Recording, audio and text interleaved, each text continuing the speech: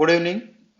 UPSI general studies के 100 most important topic की श्रृंखला में ये तीसरा टॉपिक है, राज्य के नीति निर्देशक तत्व। एक या दो क्वेश्चन हर एक सेट में इस टॉपिक से पिछली बार आए थे और इस बार भी आएंगे। तो लेट्स स्टार्ट। केटी शाह केटी शाह जो संविधान सभा में थे, उन्होंने इसके राज्य के नीति निर्देशक तत्व के बारे में लिखा है कि it looks to me like a cheque on a bank payable when able. ये मुझे एक चेक की तरह लगता है, बैंक के एक चेक की तरह लगता है, जिसे बैंक जब पे करने लायक होगा पे करेगा। इसका क्या मतलब है, आप ये वीडियो कंप्लीटली देखने के बाद समझ जाएंगे। तो हमने पिछले चैप्टर में पढ़ा कि संविधान के पार्ट थर्ड में फंडामेंटल राइट्स हैं, मौलिक अधिकार हैं, और पार्ट फोर्थ में आर्टिकल 36 से 51 तक राज्य के नीति निर्देशक तत्व दिए हैं, directive principles of state policy. Okay, संविधान के चौथे अध्याय में। ओके, भाग 3 जिसमें फंडामेंटल राइट और भाग 4, इन दोनों को मिलाकर संविधान की आत्मा और चेतना भी कहलाते हैं।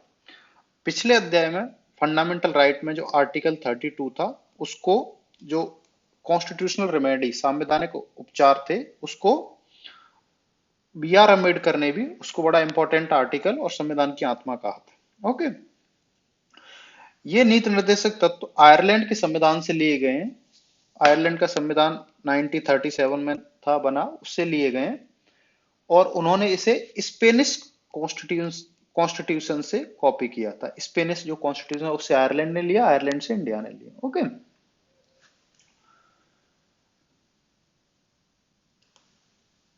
तो 36 से 51 तक ये वैधानिक न होकर राजनीतिक स्वरूप रखते हैं तथा मात्र नैतिक अधिकार। इसका क्या मतलब है, इनकी कोई वैधानिक बाध्यता नहीं है राज्य पे कि राज्य को लागू ही करना है, और न ही ये जनता के लिए फंडामेंटल ड्यूटीज यानी कर्तव्य की तरह है। ये बस राज्य के लिए एक गाइडलाइंस है, सामान्य दिशा निर्देश हैं कि वो ऐसे कुछ कार्य करें जो राज्य की जनता के लिए लाभदायक हो और जो कल्याणकारी राज्य का जो सपना है वो पूरा हो सके। इन निर्देशों का पालन कार्यपालिका की नीति और या तो कार्यपालिका एग्जीक्यूटिव की जो पॉलिसी है उसमें, या विधायिका की जो विधियां बनाई हैं, जो लॉ बनाएंगे उनमें इनको ध्यान रखते हुए बनाकर इनका पालन किया जा सकता है। डॉक्टर अंबेडकर ने इसके बारे में कहा, हमें राजनीतिक और आर्थिक प्रजातंत्र की स्थापना करनी है। पॉलिटिकल और इकोनॉमिक, राजनीतिक और आर्थिक प्रजा, ये प्रियम्बल मैंने पिछले चैप्टर में आपको पढ़ाया था। जो प्रस्तावना है, नो अभी नहीं पढ़ा, नेक्स्ट में पढ़ाएंगे। प्रस्तावना में ये बात कही गई है कि आर्थिक और राजनीतिक प्रजा की स्थापना करनी है, और उसके लिए निर्देशक तत्व हमारे आदर्श हैं। पूरे संविधान का उद्देश्य इन आदर्शों का पालन करना है। निर्देशक तत्व सरकार के लिए जनता के आदेश पत्र होंगे। जनता ही उनका बल है, और जनता किसी भी कानून से अधिक बलशाली होती है, क्योंकि जनता से ही सरकार को मैंडेट प्राप्त होता है इलेक्शन के थ्रू। अनुच्छेद 37 में क्या दिया है, इसमें कौन कौन सी चीजें हैं, वो कैसे लागू होंगे, इस पर हम बात करेंगे। अनुच्छेद 38 में राज्य लोक कल्याण की अभिवृद्धि बढ़ाने के लिए सामाजिक व्यवस्था बनाएगा। अनुच्छेद 39 राज्य द्वारा अनुसरणीय कुछ नीति के तत्व।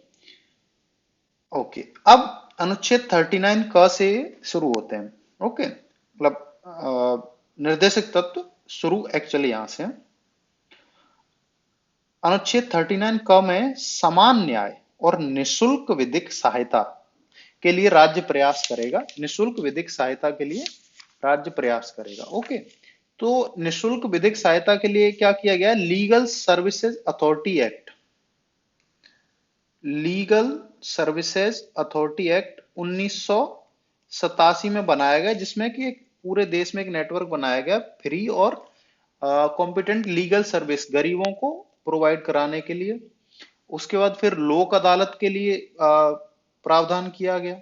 ठीक है ना, ये इस 39 क को ध्यान में रखते हुए ये स्टेप सरकार द्वारा लिए गए।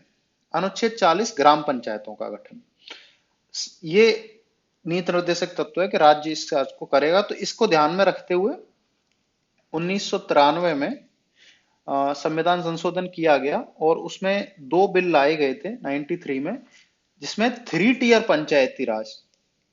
3 टियर का क्या मतलब है, 3 लेवल की पंचायत, ग्राम में, तालुका में और उसके बाद जिला में, 3 लेवल की पंचायत। तो 73rd अमेंडमेंट आया था 92 में, और इम्प्लीमेंट हुआ 93 में, और 73rd एंड 74, 73rd अमेंडमेंट था ग्राम पंचायत ब्लॉक लेवल पर और जिला पंचायत के लिए, और 74 था शहरी निकायों के लिए, म्यूनिसिपल कॉरपोरेशन और इन चीजों के लिए। ओके, तो ये इस अनुच्छेद 40 के अनुपालन में सरकार ने किया। अनुच्छेद 41 का कुछ दिशाओं में काम, शिक्षा और लोक सहायता पाने का अधिकार। काम का अधिकार में मनरेगा सरकार लागू कर चुकी है। शिक्षा के लिए प्राथमिक शिक्षा निःशुल्क है, राइट टू एजुकेशन ऑलरेडी आ चुका है, और शिक्षा के लिए कई सारे इनिशिएटिव सरकार ने लिए हैं। लोक सहायता के लिए बहुत सारी सामाजिक जो सोशल पॉलिसीज हैं सरकार की वो चल रही हैं, ठीक है ना। ये सब इन चीजों को ध्यान में रखते हुए सरकार ने अपने नियम बनाए हैं, ठीक है। जैसे ओल्ड एज पेंशन स्कीम है और बहुत सारी ऐसी स्कीम है, ये सब सामाजिक सहायता, लोक सहायता के लिए है। अनुच्छेद 42 में काम की न्याय संगत और मानव उचित दिशाओं का तथा प्रसूति सहायता का उपबंध।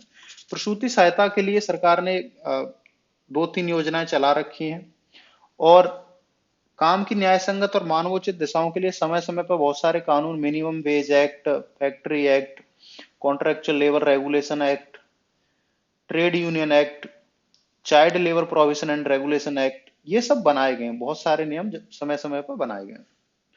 अनुच्छेद 43 कर्मकारों के लिए निर्वाह मजदूरी, इसके लिए भी मिनिमम वेज एक्ट और ये बनाए गए हैं। अनुच्छेद 43 का उद्योगों के प्रबंध में कामगारों का भाग लेना, जो उद्योगों का मैनेजमेंट है जिसमें जो काम कर रहे हैं उनके भी प्रतिनिधि होने चाहिए। अनुच्छेद 43 क में कहा है राज्य सरकार, राज्य इसका ध्यान रखे।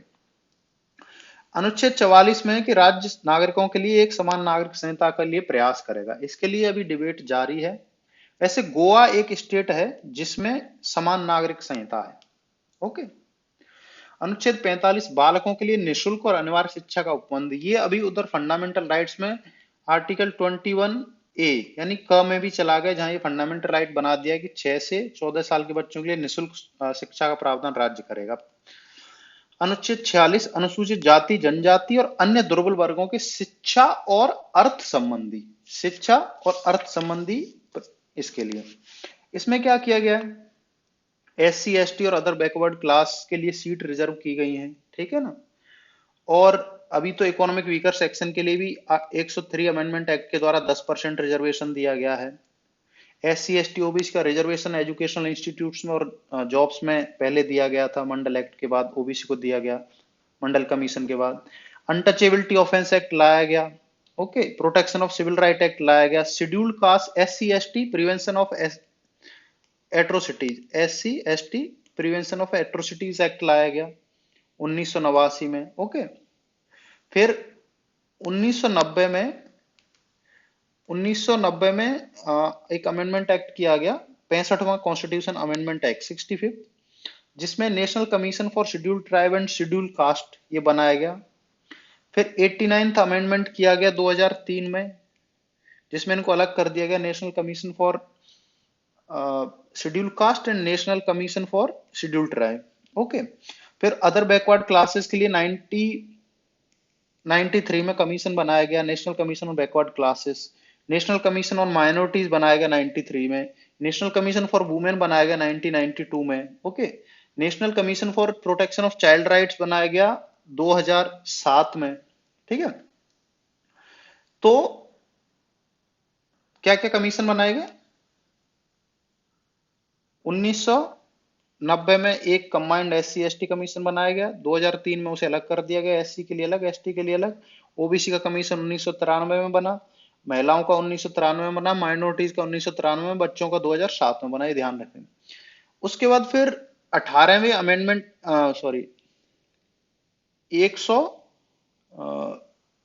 102वें कॉन्स्टिट्यूशनल अमेंडमेंट 102 के द्वारा क्या किया गया, 2018 में नेशनल कमीशन फॉर OBC को संवैधानिक दर्जा दिया गया 102 से। और 103 क्या था, EWS को 2019 में इकोनॉमिक वीकर सेक्शन को 10% रिजर्वेशन दिया गया, ओके। ये सब चीजें की गई हैं।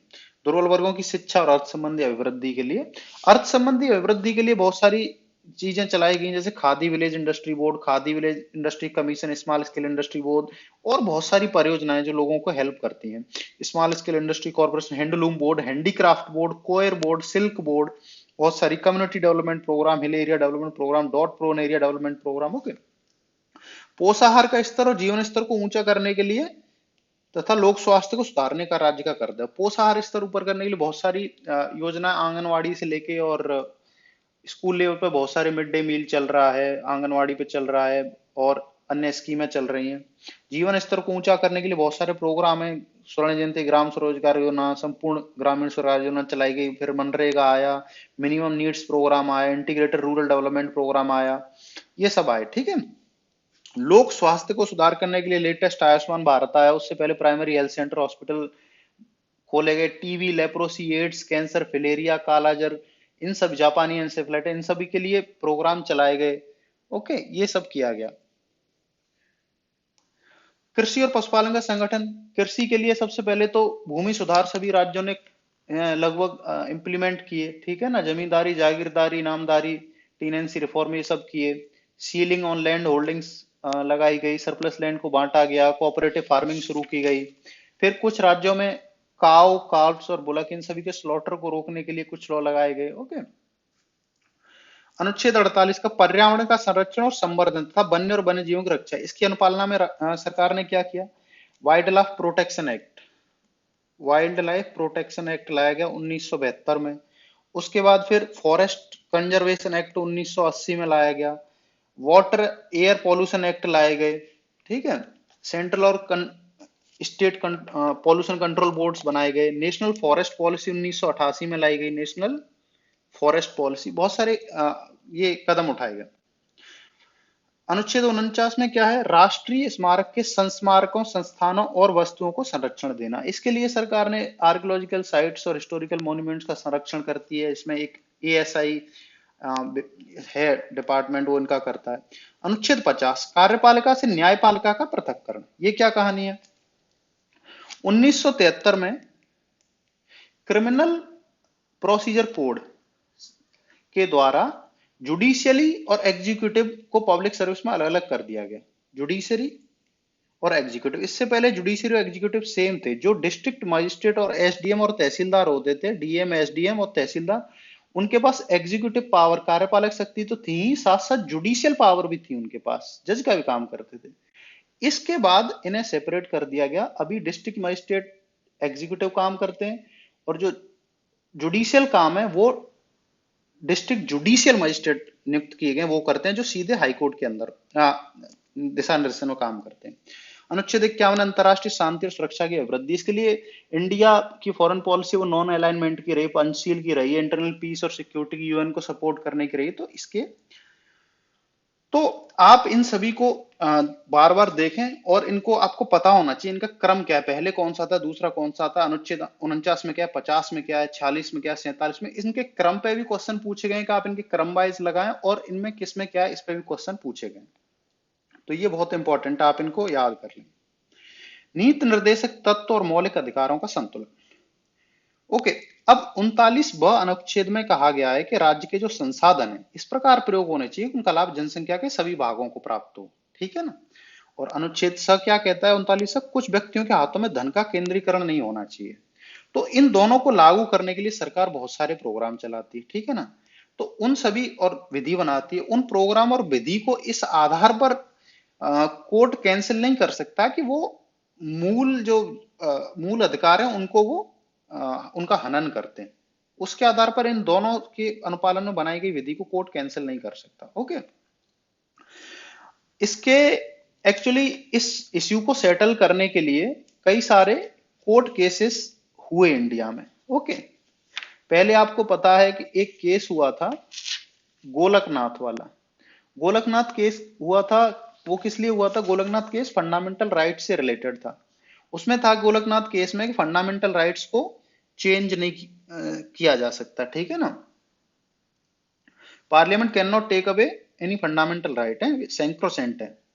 कैन तो गोलकनाथ केस जो हुआ, गोलकनाथ केस 1967 में हुआ, इसमें कहा फंडामेंटल राइट को चेंज नहीं किया जा सकता। फिर case, famous Kesavananda Bharati case हुआ 1973 में, जिसमें कहा गया कि ओके फंडामेंटल राइट्स को चेंज कर सकती है सरकार, लेकिन मूल ढांचा चेंज नहीं होना चाहिए, ठीक है ना, मूल ढांचा चेंज नहीं होना चाहिए। उसके बाद फिर एक मिनर्वा मिल्स केस 1980 में आया, मिनर्वा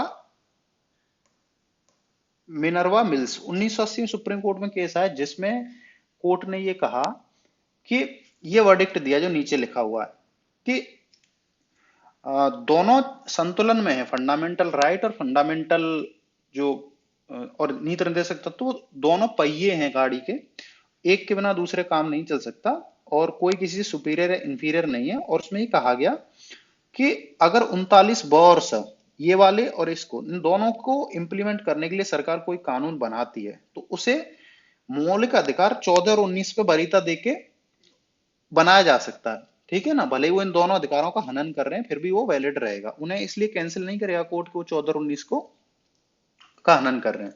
बाकी किसी और अधिकार का अगर हनन करते हैं तो उसमें फिर कोर्ट में केस जाएगा। तो इनमें अंतर क्या है? मौलिक अधिकार नीति निर्देशक तत्व में मौलिक अधिकारों को न्यायालय से संरक्षण प्राप्त है। मैंने कहा आपके मौलिक अधिकार को हनन होता, आप सीधे सुप्रीम कोर्ट, हाई कोर्ट में जा सकते हैं। नीति निर्देशक तत्व के लिए न्यायालय की शरण नहीं ली जा सकती, ये जस्टिसिएबल नहीं है। मौलिक अधिकारों की प्रवृत्ति नकारात्मक है, राज्य पर प्रतिबंध। मौलिक अधिकार क्या? राज्य के अगेंस्ट दे दिए गए लोगों को अधिकार के, अगर राज्य ये करे तो आप कोर्ट में जाओ, तो उनकी प्रकृति नकारात्मक है। नीति निर्देशक तत्वों सकारात्मक, क्योंकि निर्देश है राज्य को, भाई ये करो। मौलिक अधिकार कहते हैं ये मत करना, नीति निर्देशक तत्व कहते हैं ये करना है आपको। मौलिक अधिकारों को विषय व्यक्ति है, ये व्यक्ति के इंडिविजुअल के अधिकार है। नीति निर्देशक तत्वों को विषय राज्य, राज्य को दिए गए निर्देश हैं। मौलिक अधिकारों का क्षेत्र राज्य में निवास करने वाले नागरिकों तक सीमित है। निर्देश मौलिक अधिकारों से व्यापक है, ये अंतरराष्ट्रीय है, हमने देखा भी है।